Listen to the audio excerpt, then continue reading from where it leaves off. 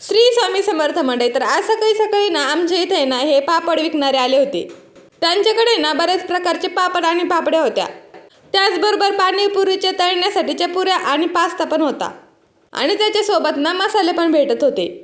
यातले ना बरेच प्रकार आमच्या भाऊंनी आणले होते, पण त्याची क्वालिटी ना एकदम भंगार होती. त्यामुळे ना मी दुसरं काहीच नाही घेतलं, फक्त पाणीपुरीच्या पुऱ्या घेतल्या होत्या.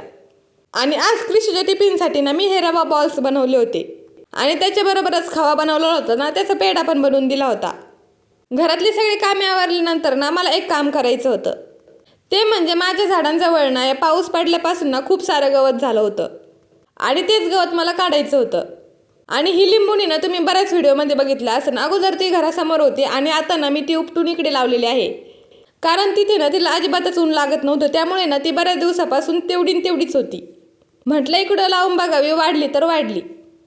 त्यानंतर ना दुपारून आमच्या शेजारची एक नवीन नवरीबाई आलेली होती आणि तिकडेच आम्हाला पाठी बघायला जायचं होतं. कुणाकुणाच्याकडे अशी पद्धत आहे कमेंटमध्ये नक्की सांगा. शंभूला एकट्याला मी घरी ठेवून आलेले होते ना, त्यामुळे मी तिथे काही थांबले नाही, लगेचच घरी आले. आणि आजकाल ना आमच्या शंभूराजांना भरपूर काही कळायला लागले. आम्ही जाऊन आल्यानंतर त्याला कळलं होतं की आम्ही कुठेतरी गेलो होतो, त्यामुळे ना त्याचा चेहरा असा झालेला होता. आता तर पुढच्या वेळेस तो नक्की मागे लागणार.